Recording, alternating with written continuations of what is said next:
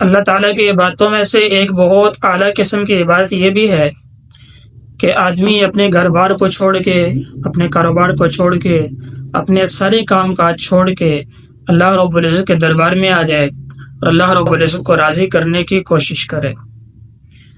اسی کے بارے میں ابن ماجہ کے اندر حدیث ہے، حضرت عبداللہ بن عباس رضی اللہ عنہما فرماتے ہیں کہ اعتکاف کرنے والے کے بارے میں حضور اکرم صلی اللہ علیہ وسلم نے ارشاد فرمایا، المعتکف ویعتکف الذنوب ویجری لہ من الحسنات کعامل الحسنات کلھا۔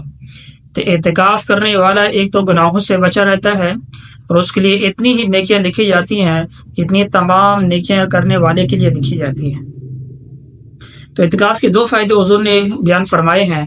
ایک تو یہ ہے کہ اعتکاف کے اندر آدمی جب بیٹھ جائے گا، مسجد کے اندر بیٹھا ہوا ہے، تو مسجد کے اندر آدمی نہ تو ٹی وی دیکھے گا اور نہ ہی کوئی اور غیر محرموں کو دیکھے گا، اور نہ ہی نہ کوئی میوزک سنے گا، نہ ہی نہ کوئی ایسے معاملات کرے گا جو اللہ رب العزت کی نافرمانی کے کام ہے۔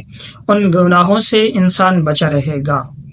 تو رمضان کے اندر آدمی گناہوں سے بچ جائے، اور تو اس گناہوں سے بچنے کی وجہ سے اللہ رب العزت انسان کے گناہوں کو معاف فرما دیتے ہیں۔ تو اس لیے ایک فائدہ تو یہ ہے۔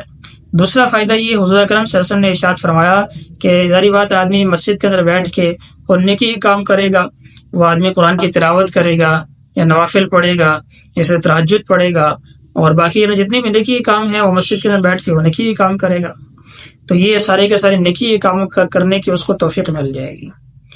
اور لیکن ایک سوال ذہن کے اندر یہ پیدا ہوتا ہے کہ بعض نیکیاں ایسی بھی ہیں جو مسجد کے اندر ہو نہیں سکتے۔ مثلا کوئی آدمی بیمار ہو گیا تو اس کی بیمار پرسی کے لیے جانا اتنا بڑا عمل ہے کہ صبح سے شام تک 70,000 فرشتے اس بیمار پرسی کرنے والے کے لیے دعا کرتے رہتے ہیں۔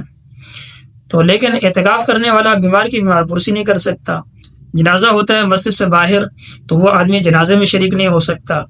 جماعت والے گشت کرتے ہیں مسجد سے باہر تو یہ آدمی گشت کے اندر نہیں جا سکتا۔ تو یہ تمام جتنے بھی اعمال ہیں جو مسجد سے باہر ہوتے ہیں تو ان اعمال کو وہ آدمی نہیں کر سکتا۔ تو لیکن اس کے بارے میں حضور نے ارشاد فرمایا کہ جتنا باہر جتنی نیکیاں ہو رہی ہیں، جتنا ان لوگوں کو ثواب ملے گا اتنا ہی ثواب مسجد کے اندر بیٹھے ہوئے اعتکاف کرنے والے آدمی کو بھی مل جائے گا۔ اس لیے ان نیکیوں کے بارے میں آدمی کو پریشان ہونے کی ضرورت نہیں۔ جتنا باہر لوگوں کو اجر مل رہا ہے اس سے زیادہ آدمی کو انشاءاللہ باہر والوں کا بھی اجر ملے گا۔ اندر بیٹھ کے جو گناہوں سے بچ رہا ہے اور نیکیاں کر رہا ہے یہ سارا ثواب بھی اس آدمی کو ملے گا۔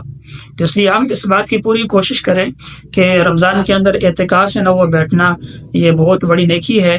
اس اعتکاف کی ہمیں پوری کوشش کریں، اپنے وقت کو نکالیں۔ اب یہ جو اندر رہ گئے ہیں ان چند دنوں کے اندر اپنے کاموں کو آگے پیچھے کر کے اور اپنے کاموں کو ساروں کو سمیٹ کے، اور اس کے بعد آخری جو 10 دن ہے رمضان کے ان کے اندر ہم اعتکاف بیٹھیں، اللہ رب العزت کو راضی کرنے کی کوشش کریں۔